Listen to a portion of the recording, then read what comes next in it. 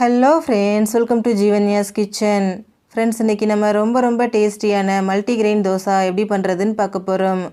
இதில் நம்ம நிறைய சத்தான பொருட்கள் சேர்த்து செஞ்சுருக்கிறதால ரொம்பவே ஹெல்த்தியாகவும் சாப்பிட்றதுக்கு ரொம்ப டேஸ்டியாகவும் இருக்கும். செய்கிறதும் ரொம்ப ஈஸி தான் ஃப்ரெண்ட்ஸ். இது எப்படி செய்கிறதுங்கிறத பார்க்குறதுக்கு முன்னாடி நம்ம சேனல் ஜீவன்யாஸ் கிச்சனை மறக்காமல் சப்ஸ்கிரைப் பண்ணி பக்கத்தில் இருக்க பெல் சிம்பிளையும் கிளிக் பண்ணிக்கோங்க.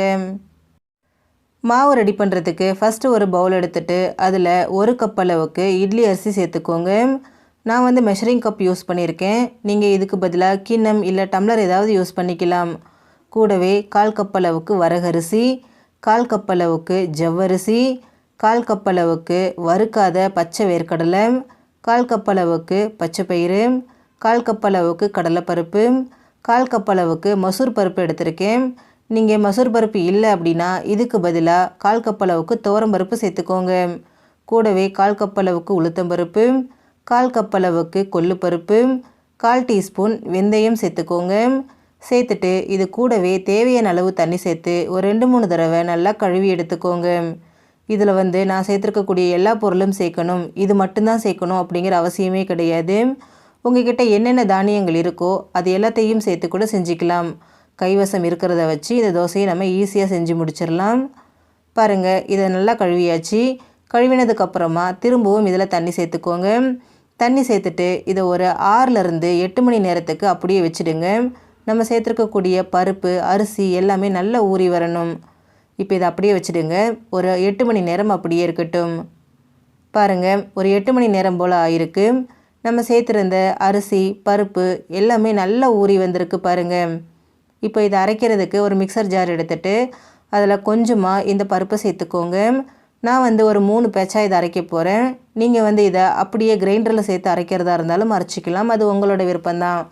இப்போ இது கூட கொஞ்சமாக தண்ணி சேர்த்துக்கோங்க. சேர்த்துட்டு இதை நல்லா நைஸாக அரைச்சிக்கோங்க.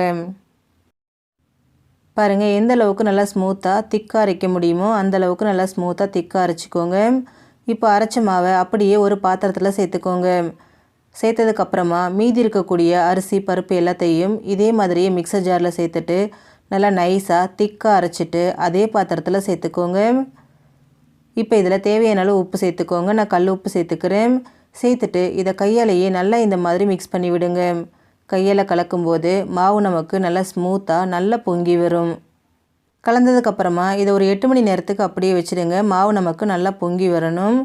நீங்கள் நைட்டு செய்கிறீங்க அப்படின்னா காலையில் அரைச்சி வச்சுருங்க. இல்லை நீங்கள் காலையில் செய்ய போகிறீங்கன்னா நைட்டு அரைச்சி வச்சிங்கன்னா சரியாக இருக்கும்.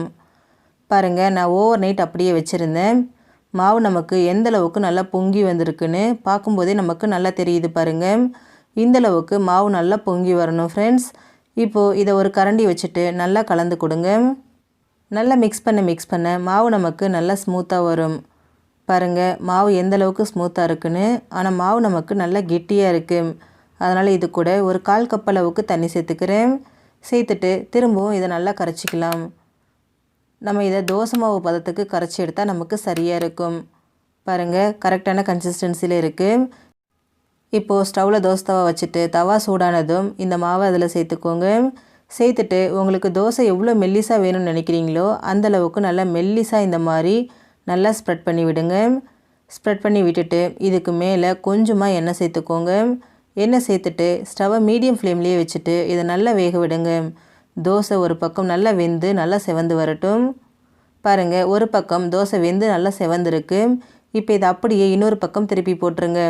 2வது பக்கம் திருப்பி போட்டதுக்கப்புறம் இதை ரொம்ப நேரம் வேக வைக்கணுங்கிற அவசியம் கிடையாது.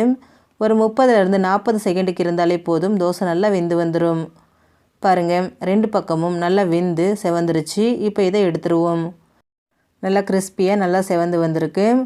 இந்த மாவு பார்த்திங்கன்னா நீங்கள் ஒரே நாளில் செஞ்சு காலி பண்ணணும் அப்படிங்கிற அவசியம் கிடையாது. ஒரு 2-3 நாளைக்கு ஃப்ரிட்ஜில் ஸ்டோர் பண்ணி வச்சு யூஸ் பண்ணிக்கலாம், கெட்டு போகாது. ரொம்பவே டேஸ்டியாகவும் ரொம்ப ஹெல்த்தியாகவும் இருக்கும். அவ்வளோதான் ஃப்ரெண்ட்ஸ், நமக்கு ரொம்பவே ஹெல்த்தியான மல்டிகிரெயின் தோசை ரெடி ஆகிடுச்சு. ஃப்ரெண்ட்ஸ், நீங்களும் இந்த ரெசிபியை ட்ரை பண்ணி பாருங்கள். எல்லாருமே விரும்பி சாப்பிடுவாங்க. ஃப்ரெண்ட்ஸ், இந்த வீடியோ உங்களுக்கு பிடிச்சிருந்தா லைக் பண்ணுங்கள், ஷேர் பண்ணுங்கள், கமெண்ட் பண்ணுங்கள். ஜீவன்யாஸ் கிச்சனை மறக்காமல் சப்ஸ்கிரைப் பண்ணி பக்கத்தில் இருக்க பெல் சிம்பிளையும் கிளிக் பண்ணிக்கோங்க. அப்போ தான் நான் போடுற வீடியோஸோட நோட்டிஃபிகேஷன்ஸ் உடனுக்குடனே உங்களுக்கு வரும். தேங்க்யூ.